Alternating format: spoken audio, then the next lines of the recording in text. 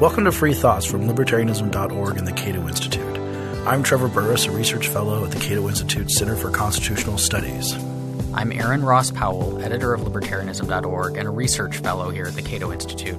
Our guest today is Timothy P. Carney, senior political columnist for the Washington Examiner and a visiting fellow at the American Enterprise Institute. He is also the author of The Big Ripoff, How Big Business and Big Government Steal Your Money, and Obamanomics. Welcome to Free Thoughts, Tim. Hey, thanks for having me. Your beat is corporate welfare and cronyism in general. You're a never-ending source of stories that make me even believe in government less than I already do right now. But it seems that most people believe that government and big business are enemies. Yes. And you often point out that's not the case. So why aren't government and big business enemies? Absolutely. I call it the big myth that big business and big government are enemies. This is a frame you see when the media talks about it. They say, well, on the one side there's government, on the other side there's business. And one of the reasons that this myth is so useful to sort of the Washington insiders and harmful to the cause of liberty is that it creates this false appearance of unanimity and consensus. So you see this in the coverage of, say, the light bulb laws that effectively outlaw the traditional cheap incandescent bulb and requires bulbs to have a higher efficiency. And they say, well, you got Tea Partiers against it, but even the light bulb industry supports these regulations. Now, of course, the traditional light bulb was a very low profit margin thing. This was an ongoing problem for the people who made it, and a testament to free enterprise that the price was kept low. And the more expensive light bulbs, they have higher margins, higher barriers to entry, and they benefited from those companies benefited from regulations that made us buy those things. And so that's just one typical example of it, that often free enterprise doesn't allow for giant profit margins, and government can create barriers to entry.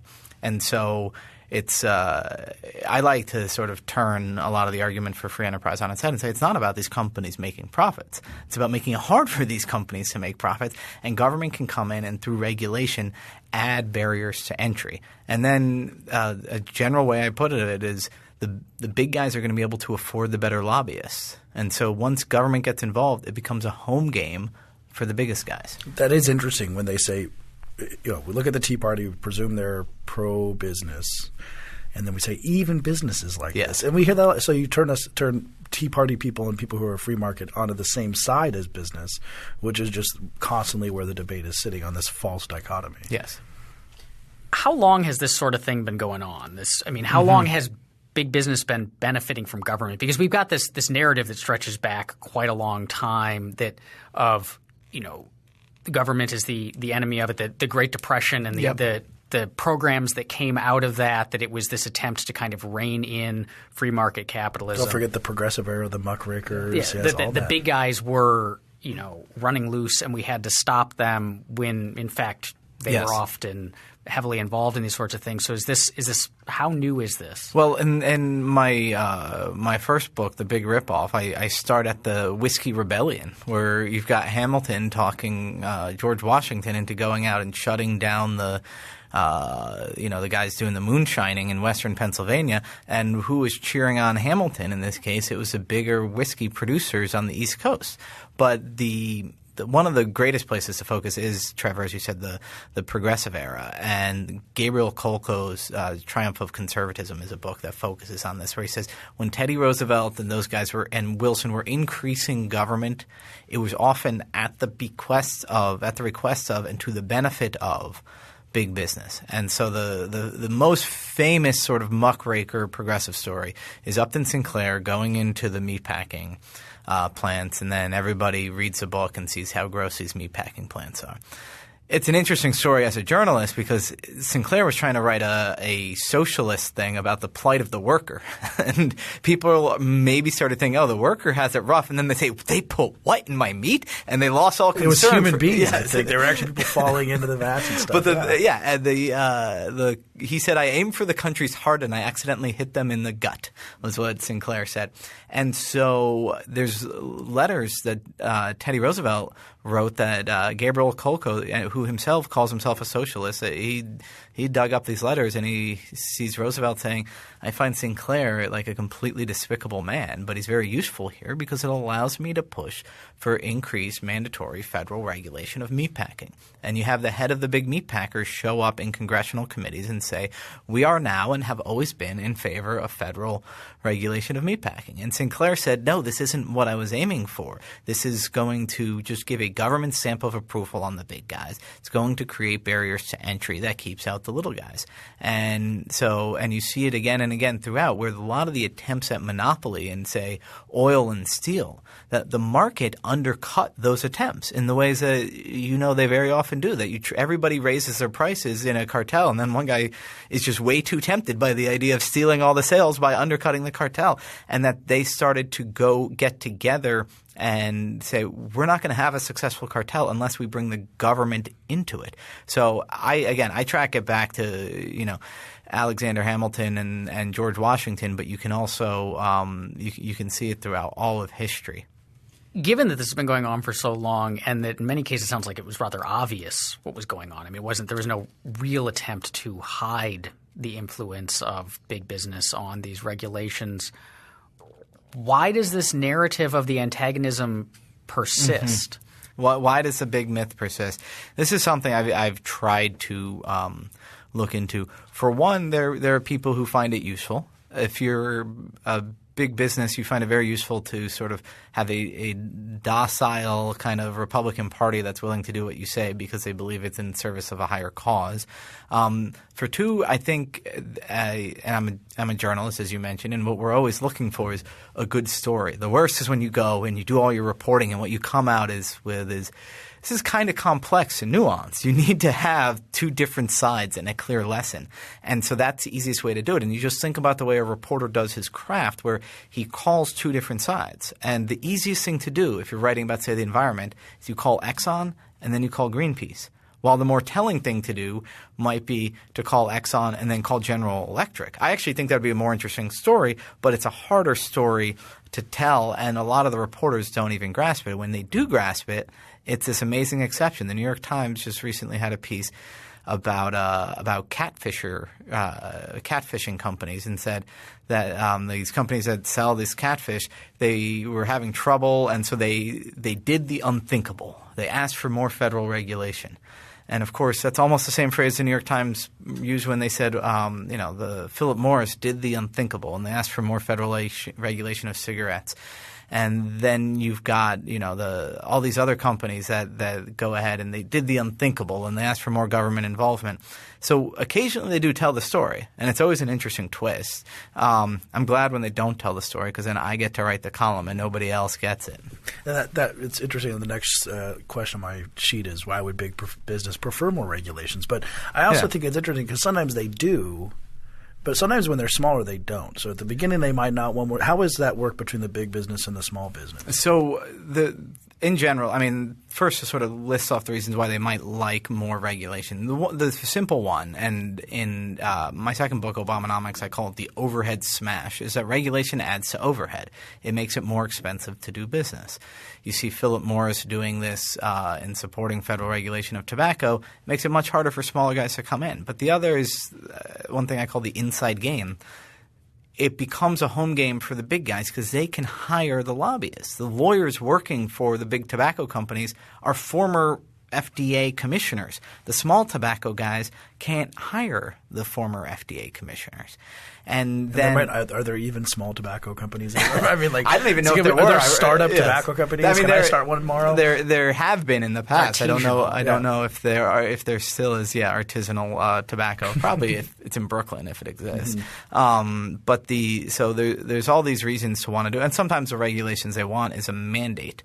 The most obvious ones of these are not on the federal level. It's on the local and state level. The restaurants trying to oppose food trucks. The taxi cabs trying to oppose Uber.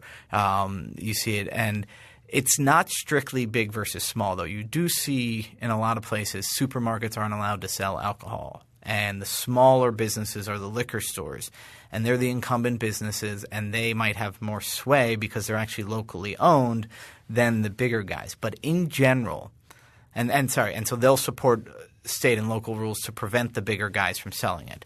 But in general, the bigger you get, I think the more likely you are to support these regulations, in part because bigger guys gain the advantage of economies of scale, and they can deal with the higher costs. They can hire the former federal regulators or congressmen as their lobbyists, and also they sometimes become a little less nimble. You see it happening with any company in America. Even Apple, you feel them sort of slowing down and getting sluggish and that sort of thing, and so the bigger guys are less able to adapt to a changing environment. So the more that you can freeze the environment in place, the better it is for the bigger guys. Yeah, it was. We were talking before we started recording about I was meeting at one point with certain representatives of a certain tobacco company who shall remain nameless, who are being outcompeted on e-cigarettes right now, and the problem they face is trying to shift. If e-cigarettes get big and that becomes a growing market, they have to take their entire production line, which is like a huge behemoth moving in one direction, and try and shift it all over to one other thing. Mm-hmm. Imagine what Blockbuster Video thought when Netflix came out, and how much they had invested in physical stores and physical video and videotapes, and whether or not it was easier for them to maybe if they could get a law passed that made Netflix illegal or localized or high cost versus trying to switch their entire business over. So it does seem like a generally consistent idea. Do larger companies use regulations against each other? Because most of the examples you've given of either like the big guys against the small guys or possibly like big guys in one category versus big guys in another. But when you earlier on you said they talk to Exxon and Greenpeace, but it'd be more interesting if they talk to Exxon and GE. So you do see a lot of times just these battles of the titans going after one another. Net neutrality is a great example of that, where the networks don't want the regulation, but the content providers do, and that's it can be considered Netflix versus AT&T. And then sometimes you do see the guys selling the renewable energy versus the guys selling the fossil fuel energy, and they're doing the battle, and those are often very fun. Some of my favorites, though, are when it's more the mid-size industries where you have the credit unions going after the community banks. With the credit unions are kind of nonprofits, so they get some benefits, and so the community banks went after them a couple years ago to try to take away their benefits. This so upset the community banks that they started lobbying against a special subsidy that most people didn't know about, created during the financial crisis, called the Transaction Account Guarantee, which was basically like FDIC insurance, but it went up to infinity. So it was a subsidy to really rich people who kept their money at banks, and it was more important to the community banks. And so the credit unions, as far as I could tell, just said, well, they came after our special benefit. We're going after theirs. And they won. And I was thinking, how did this subsidy get killed? And part of it was just out of spite down there on K Street. So sometimes these fights are really to our advantage. I want to ask about motives, which is something that I have asked variants of this question on quite a lot of episodes of Free Thoughts. But when I hear stories like this, I wonder – so the congressmen who are enacting these laws or the regulators who are writing them and getting them onto the books, are they – how aware are they of what's going on? Like when these companies approach them, are they like, oh, yes, like it would be good to pass this thing that will hurt these guys at the expense of these guys or prop up profits for a given industry? Or are they being duped and thinking they're doing a good thing? I think – so there's I always paint a spectrum of kind of how corrupt is something happening in Washington. And on one end – and this is a story a lot of people tell, is basically bribery. And we know this happens. And guys are in jail for bribery, where he says, if you support my – will you support my policy? And the congressman says, all right, give me a $100,000 check, and I will. And he cuts it and he does it. On the other end – I think that usually comes as a bag of money with a dollar sign on it that they give you straight to him. Well, with one congressman, it came wrapped in tinfoil, and he put it in his freezer. Yes, yeah. And so then the other end of the spectrum is that how is the money in politics connected to this? Well, you're only going to get a meeting with a congressman if he really decides that you're worth his time. If I call up my congressman and I say, by the way, I have some thoughts on the Export-Import Bank of the United States, I'm not going to get a seat at that table. But if I've been to his fundraisers and contributed, I'm going to get a seat at the table.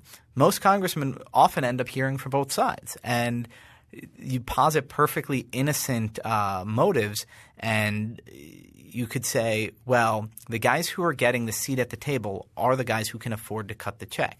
And when your problem is a problem of concentrated benefits and diffuse costs, then the people paying the costs are much less likely to have a seat at the table than the people getting the benefits. And so the most innocent explanation is that the congressman only gets one side of the explanation. And that's why he does it. And I think that's largely true. That's truer than most cases being bribery. But what we can't rule out is you think about the role that senior staff on Capitol Hill play. The congressmen obviously are outsourcing a lot of their meetings, their decision makings to their legislative director or their chief of staff or their deputy chief of staff. And the congressman himself, they face pressures from the revolving door, from the fact that the guy they're talking to is their former boss or their former committee chairman. That's who the lobbyist is. And they know that if they play ball, they're going to be able to afford a suit as nice as that guy instead of wearing the Men's Warehouse suit that they're wearing as Capitol Hill staffers. And so that's the other thing I think you need to sprinkle in there that does point in the direction of corruption. You mentioned getting into the staff at the great points. We'll get there because we had talked about the revolving door, and you love revolving door stories about that kind of corruption.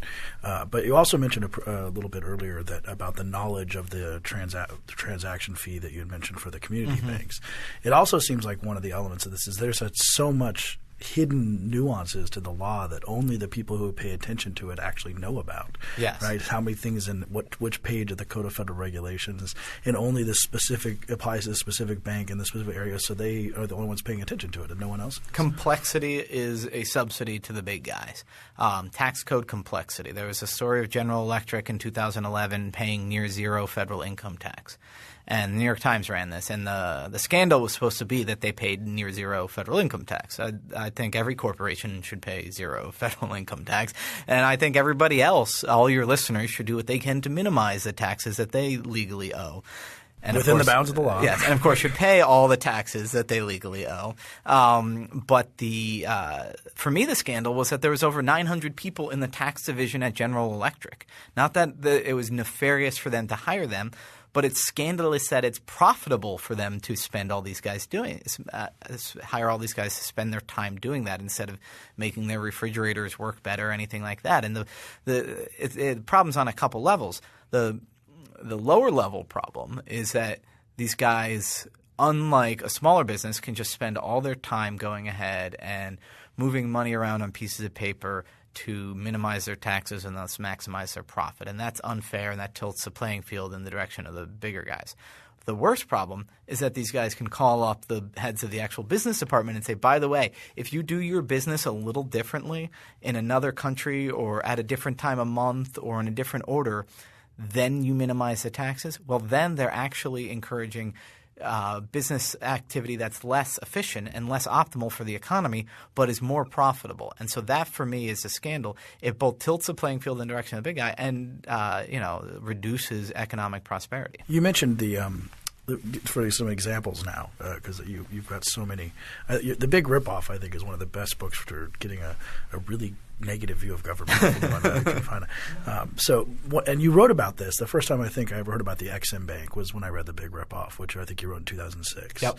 And now we're still talking about it. A little bit more now. Finally talking about it. So what is the Exim Bank, and isn't it the greatest thing ever? It is the greatest thing ever as far as making work for me. Yeah. But as you've suggested, that if we got rid of it, there's plenty else I could write about. I'm sorry, Boeing paid me to say that. So the Export-Import Bank is it's not a bank, it's a government agency, and it actually has nothing to do with imports, oddly enough. It is a federal agency that subsidizes U.S. exporters. It does it by financing by giving taxpayer financing to foreign buyers of U.S. goods. So typically, for the most part, this means a loan guarantee to a foreign airline which is buying a Boeing. So, J.P. Morgan lends money to Air China because you don't just buy airplanes straight up. You borrow like you would for a house. But instead of J.P. Morgan bearing the risk for that loan, Export-Import Bank does, meaning the taxpayer does. So J.P. Morgan charges a lower interest rate. Maybe Air China is more likely to buy a Boeing than they are to buy an Airbus in this situation. And so a lot of their financing happens with direct loans. So satellite company in Belgium wants to buy a U.S. satellite, so U.S. taxpayers through Exim loan the money directly to them. So if Air China decides it's not going to pay back the loan, U.S. taxpayers help out J.P. Morgan. If the Belgian satellite company goes bankrupt, U.S. taxpayers just eat the costs of the loan. For the most part, Exim hasn't lost money in recent years. It basically breaks even. But its costs are, first of all, Fannie Mae didn't cost taxpayers money for years. But its costs are spread throughout the economy in distortions. And I write about that in all my articles and in my books. Yeah, the distortions being, they can always say we're not costing the taxpayer anything, but they're restructuring the economy around themselves, and also as Boeing giving themselves an advantage. It is called the Boeing Bank. Often. 40% of their finance dollars go to subsidize one company, which is Boeing. And again, the most egregious forms of corporate welfare, in my view, don't actually end up costing taxpayers money. I think that would make it too obvious and harder for them to survive politically. Sometimes you have to look at these programs in terms of like Darwinian evolution. Why are they surviving? And one survival trait is not being a direct outlay. And so Exim's costs are, again, the risk that taxpayers carry, just like Fannie and Freddie, but also the people who lose business. The most obvious one is the guy who doesn't get the loan. Two guys show up at Boeing. One is, Sullivan's Bar, and the other is Air China. And Air China is carrying an Export-Import Bank guarantee. Sullivan's Bar loses a loan. Another is the domestic competitors of the foreign subsidized company. Delta Airlines has tried to sue Export-Import Bank, saying we used to fly from Atlanta to Mumbai, but then you guys came in and subsidized Air India to buy planes for this flight, for this route, and they underpriced us because they got subsidized planes. And so now we had to do that, and we had to lay people off. And so those are definitely victims of Export-Import Bank subsidies. And then even more, Exim likes to subsidize American farm equipment. So John Deere gets to sell more tractors to Europe. That's great for John Deere. But if you drive up the foreign demand for U.S.-made tractors, you're going to drive up the price that American farmers are paying for their tractors. So they're another victim. Now, maybe it means that they're each paying $100 extra for a tractor, and they don't even know that Exim is involved in it. So you can see why these costs are so hidden and so diffuse. Dan Eichenson here at Cato is one of the best guys at documenting those hidden costs of Exim. But if Boeing and John Deere are getting more money for their tractors, or I guess their planes and their tractors – so maybe other guys are losing out, but more money's flowing to them, and they're not sitting on that money. They're reinvesting it. They're using it to hire more hardworking Americans. So doesn't it help in some ways too? So it helps some people, yes, and it hurts other people. And so maybe that's a wash, but the argument for it existing is that it's a gain, and that argument is based on the idea that these bureaucrats on Vermont Avenue know better than the market how to allocate resources. And that's an argument that I don't blame Democrats for holding. I mean, I do blame Republicans and people who espouse the idea of free enterprise for believing that the government agency is better at deciding where the money goes than the market is. So, for example, Elizabeth Warren, yes. Now, she apparently according to all sources, she hates big business and Wall Street, and she wants to bring everything back to the American worker. But she is not against the Exim Bank. No, she is for the Export-Import Bank, which is – again, has she explained that? It's a Wall Street subsidy, like the most basic level. I go to the Export-Import Bank conference every year, and wait, who holds? Do they hold it? They hold it, yes. The government. So do you hold a sign outside saying? No, I just sign up as press, and I was drinking at the hotel late one night with a U.S. based banker, and he said, "Well, why wouldn't we do it? It's free money," and it is. They make a loan.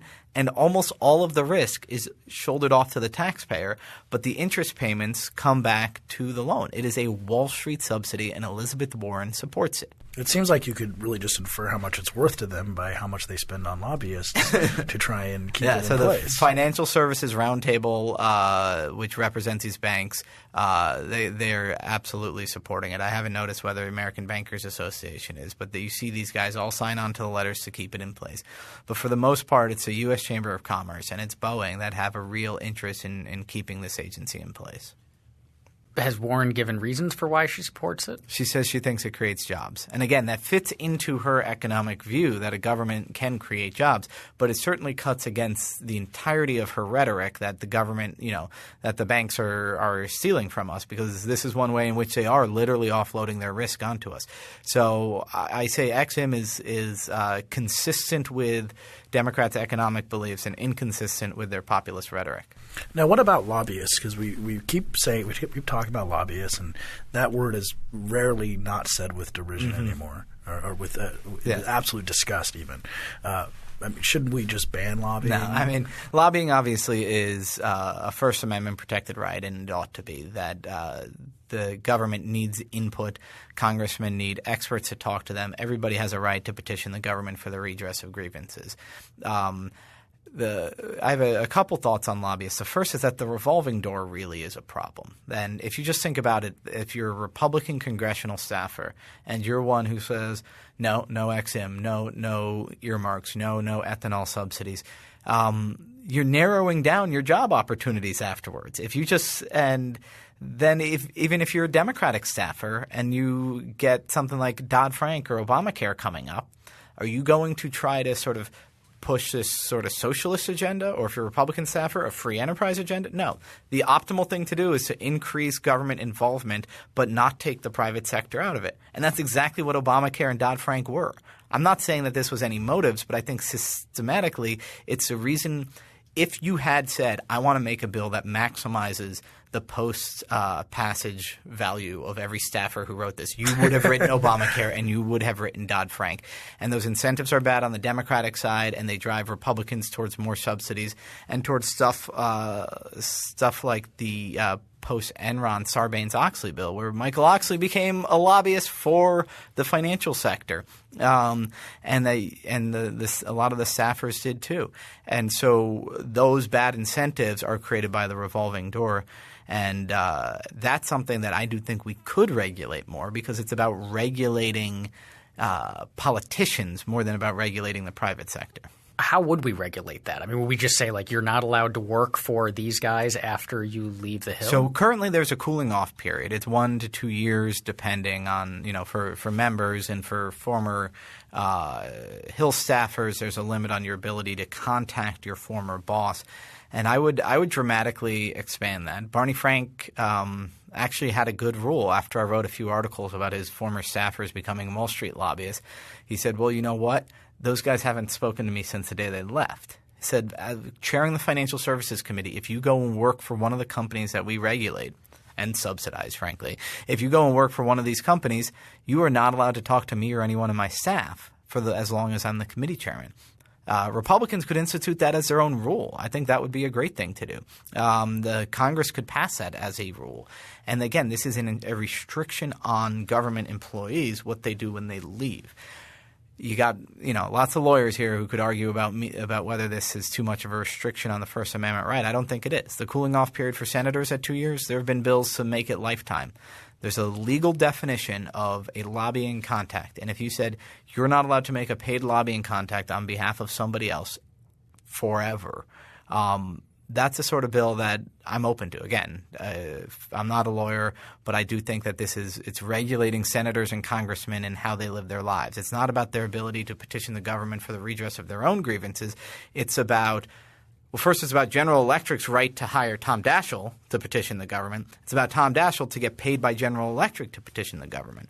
So I do think that restrictions on the revolving door are something that conservatives, libertarians ought to consider. That strikes me, though, as something that would be potentially impossible to pass, right? Because you're asking – the people who would have to pass it would be the very people who want those high-paying jobs as soon as they leave. You're not thinking cynically enough. What you do is – That's a rare thing for Aaron.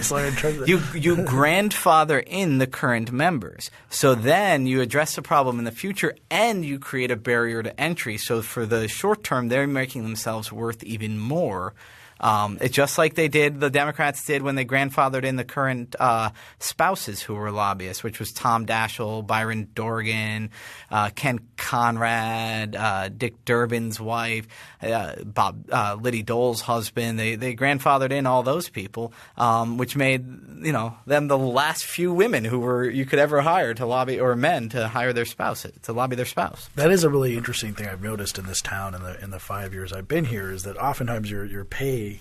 This is not true of most Cato people, especially not because I've never worked on the Hill, but your pay is just sort of directly proportional to how many people you know.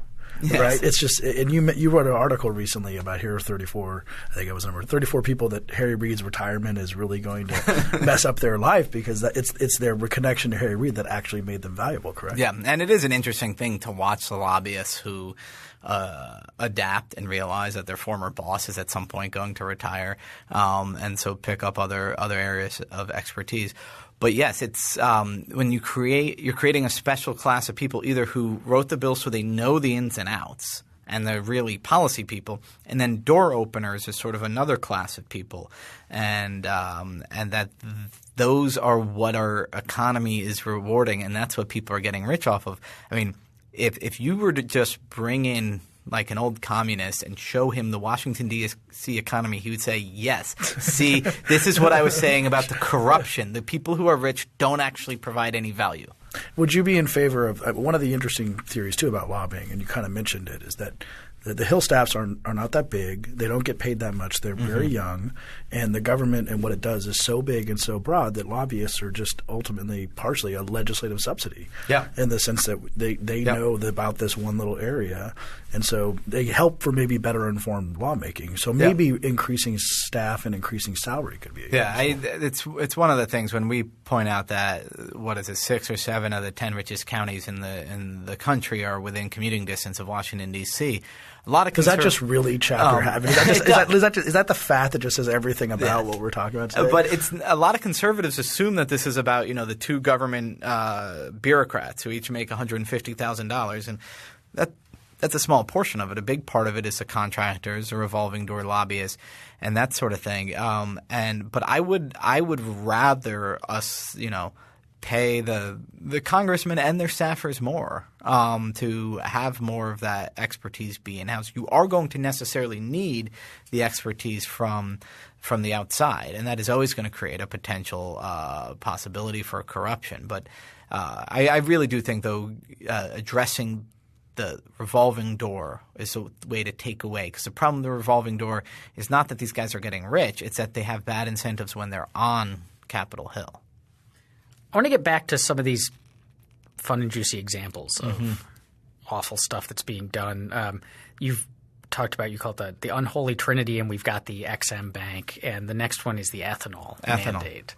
So, yeah, we got rid of a lot of the federal actual ethanol subsidies. Did that blow your mind? Was that very surprising to you? No, and again, once you think of it cynically enough, you realize that I just got to hang out with you more, because evidently I'm not cynical enough here. So you had a tax credit where a refiner who bought ethanol got a special tax credit. And, of course, it wasn't really a tax credit because there are some people, for whatever reason, who didn't actually owe the excise tax but could still get a tax credit. So it was literally a check from the federal government, from the Treasury, for buying ethanol.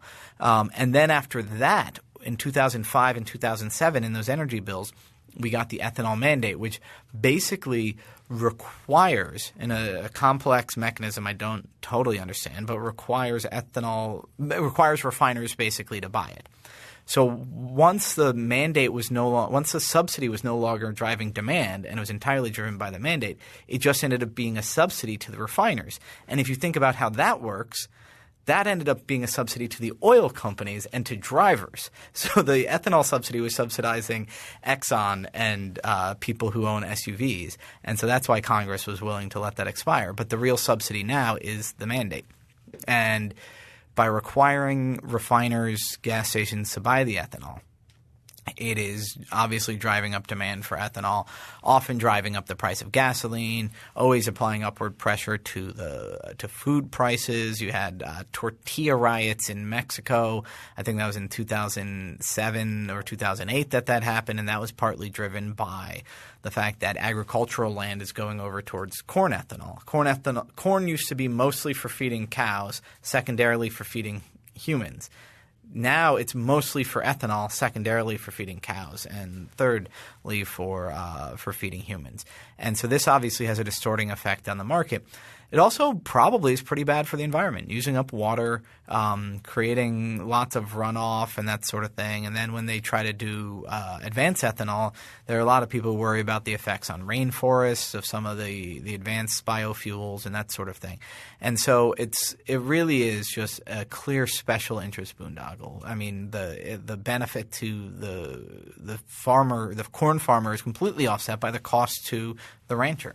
And is this entirely because of the presidential election going through Iowa, or is that overplayed? So I used to think that was overplayed until I saw Scott Walker basically do a 180-degree flip-flop when he went to Iowa, and that it's a big part of it. Another part is that there's so many different constituencies for it. They constantly shift the argument. There is the national security people. You get a lot of people say, oh, well, it's a way to reduce our dependence on foreign oil. I mean, nowadays, unless you count North Dakota as a foreign country, that argument doesn't hold as much sway. Oh, well, it's for the family farmers is one of the arguments that's made. Oh, well, it's good for the environment. I don't think anybody believes that anymore. And so they're really running out of excuses, but it gets bundled in with other legislation and that sort of thing. And now it's a permanent piece of legislation. It would actually take a bill to go ahead and repeal it for us to get rid of this. Now, the third of the Holy Trinity is something that maybe our listeners have heard before, the sugar subsidies, which is maybe the most well-known sugar subsidy that's out there. Yes. How does that work? What is the origin of that? So this one's very complicated in some ways, but it starts with the federal government keeps out foreign sugar. It has a quota. Each country is only allowed to sell us a little bit of sugar. So it is as far as I know, the most protectionist policy that we have. And then the second step of it is that every sugar grower can borrow against their own sugar, either the growers or the people who are holding on to it, at something like 19-20 cents a pound of sugar. And it's a non-recourse loan, meaning that if the price of sugar drops too low, then they just walk away. And the federal government has the sugar, which then they, of course, turn into ethanol. They sell to the ethanol makers to turn into ethanol. And so – this is like a Marx Brothers movie, I swear.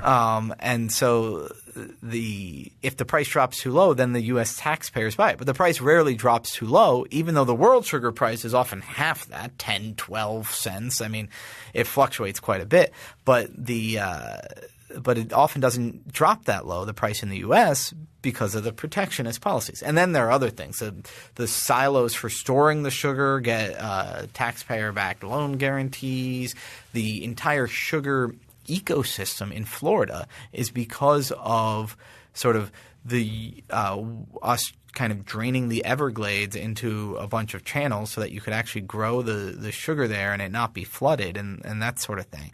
And again, it used to be justified as jobs program, but then the government went ahead and they imported the jobs. It wasn't a question of open borders. It was government boats getting people from the British West Indies, bringing them here, saying you can work here unless your boss gets dissatisfied and we send you back. And there were these great propaganda videos where they'd be like, oh, to watch someone from the West Indies work the cane fields is to watch generations of mastery. No, these people weren't doing these horrible back-breaking jobs until we imported them to do it. And so there's all these subsidies. And again, in the Big Ripoff, I spend about half a chapter on it, with one of my favorite details being about Bill Clinton's Starr report, the report of the special investigator into him, and during Bill Clinton's inappropriate relationship with Monica Lewinsky. At one point, while they were inappropriately relating, he got a phone call from a congressman, and she stayed there. But at another point, while they were inappropriately relating, he got a phone call from one of the Fanjul brothers, the sugar farmers down in Florida. At that point, that was too important, so he dismissed his friend Monica from the Oval Office. I can't decide which part of that story is dirtier. That's the difficulty there. So is it campaign contributions? That's a big part of this. How does campaign contributions? How do they figure in? Do we need to heavily regulate campaign contributions? So no, some of the campaign contribution regulations have had the exact opposite effect. So, for instance, right now you can only give a couple grand. I think maybe now it's $2,700 to a candidate in the primary, and then another $2,700 in the $2,600, I think. $2,600. Yeah, it goes up with inflation. And so what that has an effect of doing, because you can't go to somebody and say, can I have a $10,000 check? You need to go to somebody and say, can you get me 40 guys who can cut this $2,600 check? Well, who's going to do that? Who's going to volunteer their own free time to do that? Somebody who wants to earn your favor and has a connection to lots of businessmen.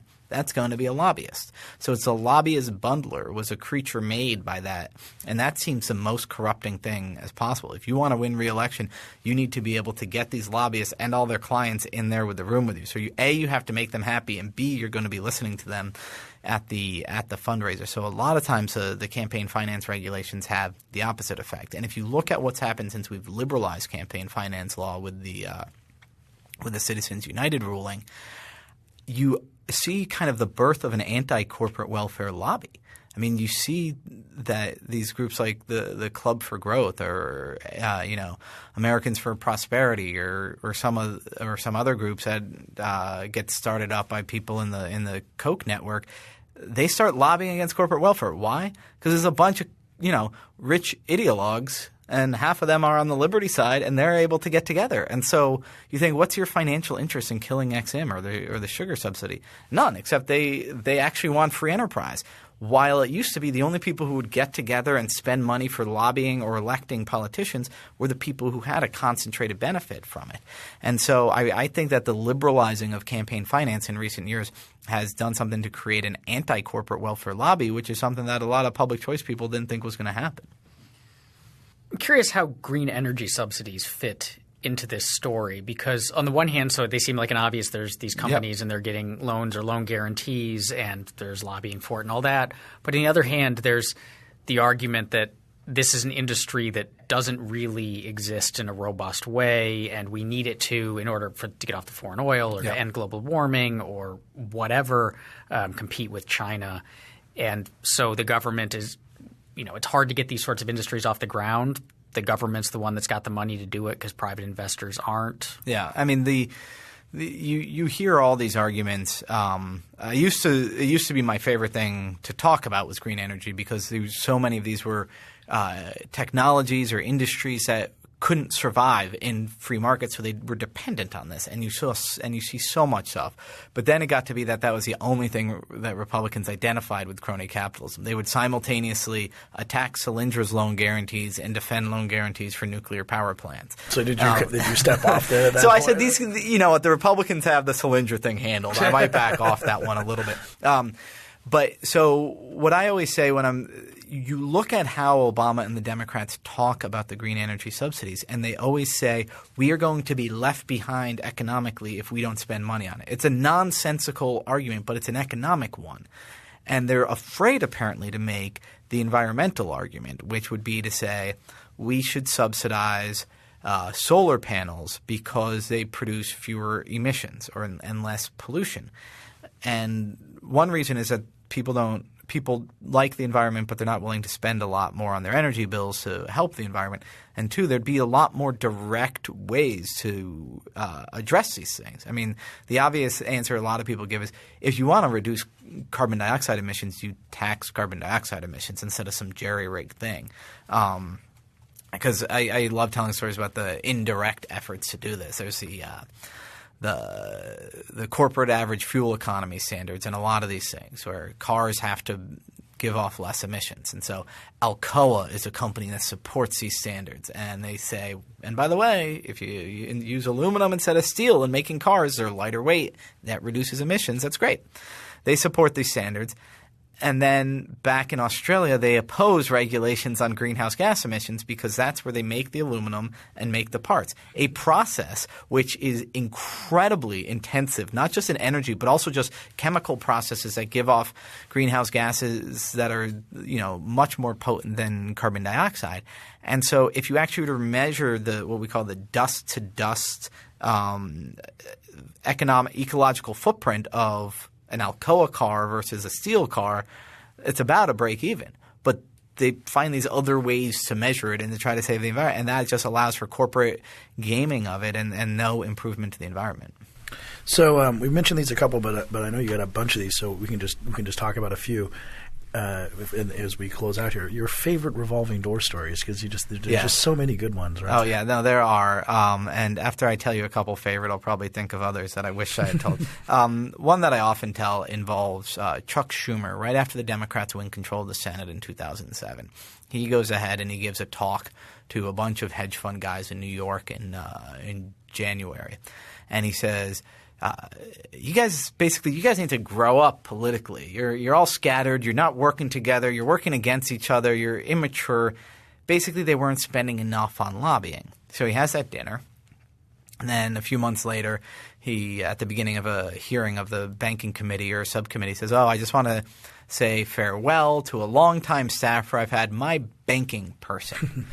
And her name was Carmencita Wonder. And he said, I just want to say farewell to her. She's my go-to banking person. And, of course, she's going to a K Street firm, Brownstein Hyatt, that has hedge fund and banking clients. Within a few weeks of her hire, shockingly, they pick up 7 more hedge fund clients, including the people who were sitting at that dinner with Chuck Schumer.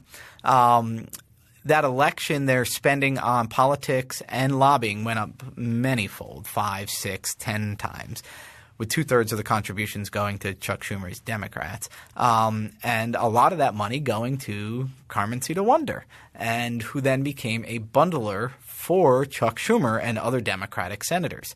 So what I like about this story is that it shows that often the revolving door is not, business sort of plucking people off the hill and then using them to infiltrate Congress, but it's the political class deploying their people out to business to extract money and cooperation from the private sector. Oh, that's a good one. So I guess the question people would be thinking is, who's worse, Democrats or Republicans? And maybe we can tie that in with I think the last question, which would be, what do we do? And maybe that they're both tied together in their own way. So who's worse? This reminds me of one of my favorite games to play with any libertarian, because libertarians often say, well, I'm neither left nor right. But for the most part, they're on one or the other side. And the way you find out is when a Republican does something stupid, are they angry or are they embarrassed and disappointed?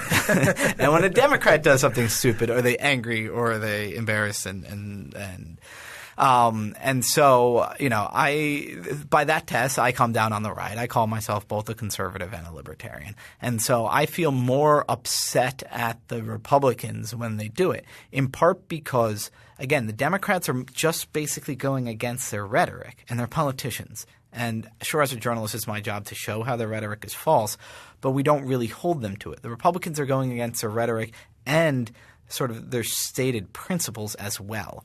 And so that I think makes it worse when they do it. Who does it more? Historically, I wouldn't want to judge it, but right now I would say you look at something like the Export-Import Bank vote, you have half of the Republicans supporting Ex-Im, which is shameful. You have unanimity in favor of Ex-Im on the Democratic side, which is even more telling. And it's similar with ethanol. It's similar with sugar. It was the same with the bailouts, where more and more I think the Democrats just see that government's growth in and of itself is good for them. And so the easiest way to grow government is not to go and battle big business and grow government in the way they oppose, but to team up with big business and to grow government in the way that business wants. So especially since the Tea Party, I would say the Republicans are a party that's just mostly corporatists and cronyist, and the Democrats are a party that's almost entirely corporatists and cronyist. So is there any hope whatsoever? Can we do anything except for tear the whole thing down? Yeah, I mean, as I said, I think there's an anti-corporate welfare lobby growing up that most people, if they find out that they are bearing the risk for a Boeing export to a state-owned airline, that they don't like that. Most people don't know about it, though, because – again, it doesn't directly cost the taxpayers money. It's one of a million federal programs, and that the more that – a lot of it is technology. Mike Needham at Heritage Action said, it used to be impossible – or he put it this way. The cost of informing the public about Export-Import Bank has gone way down. The cost of organizing people against it has gone way down. And thus Boeing's costs of organizing people for it hasn't gone way down. They've always been able to just get Ex-Im, give me the list of everybody who got a loan guarantee and we'll get them here to lobby for it. So that hasn't really gone down. So it's tipping the scales a little bit. And so in the Export-Import Bank fight, the agency's charter expires June 30th. Again, if you were to poll Congress right now, I think it would pass. You got a Financial Services Committee Chairman, Jeb Hensarling, who wants to kill it. You've got a House Majority Leader, Kevin McCarthy, who said he wants to kill it. And you've got a Senate Majority Leader, Mitch McConnell, who has voted to kill it. And so there is a chance that you could win on that. And then you've got a Republican presidential field that on Ex-Im, on corporate welfare in general, on sugar, on these things is generally good. So I'm not saying that I think we're going to win on all these fights. I'm saying that the odds are better today than they were when I started writing about this 10, 12 years ago. Thank you for listening. If you have any questions, you can find us on Twitter at FreeThoughtsPod. That's FreeThoughtsPod. Free Thoughts is produced by Evan Banks and Mark McDaniel. To learn more, find us on the web at www.libertarianism.org.